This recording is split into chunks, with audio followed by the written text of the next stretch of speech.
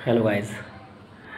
तो आज हम लोग डिस्कस करने आए हैं कि मतलब लास्ट 2 मंथ हम लोग का स्ट्रेटजी क्या रहेगा यूपीएससी प्रीलिम्स के लिए। ठीक है ना।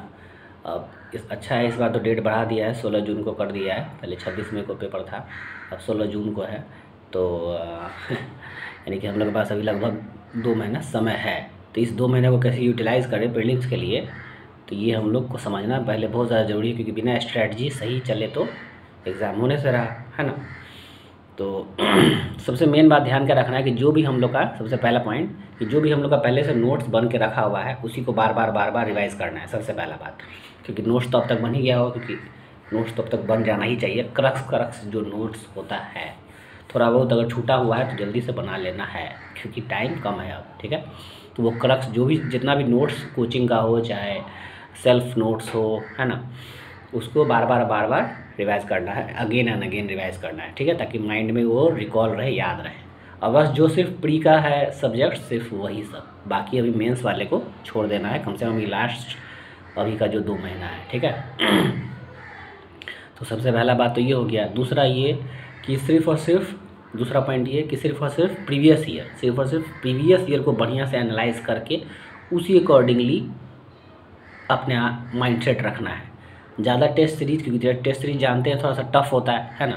टफ क्वेश्चनों से पूछता है, और यूपीएससी ओरिएंटेड तो कोई हो नहीं सकता उसके पैरेलल, बिल्कुल भी। ठीक है ना, यूपीएससी की तरह तो यूपीएससी ही होगा, और तो कोई हो नहीं सकता है। ठीक है, क्योंकि तो टेस्ट सीरीज सब में ज़्यादा मतलब अगर मार्क्स कम भी आ रहा हो या थोड़ा ठीक है तो उससे ज़्यादा स्ट्रेस नहीं लेना है, क्योंकि प्रीवियस ईयर जब प्रीवियस ईयर लगा रहे हैं तो उसमें ज़्यादा मार्क्स आ रहा होगा, शायद आप लोग गौर कर पा रहे होंगे अगर लगाए होंगे तो, है ना।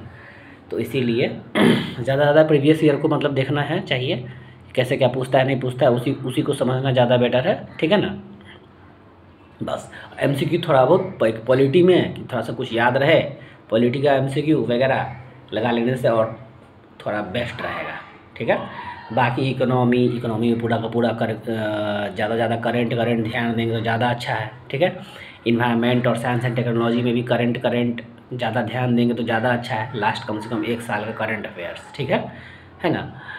तो इन्वायरमेंट, साइंस एंड टेक और इकोनॉमिक्स में ख़ास तौर से हम लोग को करंट अफेयर्स पे ज़्यादा फोकस करना होगा। पॉलिटी वगैरह में तो थोड़ा ही बहुत रहता है, तो उतना ज़्यादा टेंशन लेना नहीं है। ठीक है, लेकिन फिर भी जो ही एक आधा आया होगा उसको देख लेना है, हम लोग को देखना होगा करंट अफेयर्स में ख़ास तौर से। इसलिए करंट अफेयर को छोड़ना नहीं है बिल्कुल भी। लास्ट मतलब 1 साल का है ना, नेट पर से या कहीं से भी मैगजीन वगैरह आता है उससे भी हम लोग देख लेंगे। ये तो सबका अपना अपना चॉइस है। ठीक है बस यही सब है। और सी सेट का क्योंकि थोड़ा सा पिछले लास्ट ईयर जो है थोड़ा सा हल्का सा पेपर को ट्विस्ट किया था, तो उसको ध्यान में रखते हुए हर एक मतलब रोज़ सी सेट कम से कम 2 घंटा तो लगाना होगा। हाँ, जो टॉपिक पर ज़्यादा, जैसे पिछला बार ज़्यादा नंबर सिस्टम वगैरह पे फोकस कर दिया था, तो नंबर सिस्टम वगैरह पे ज़्यादा फोकस करेंगे।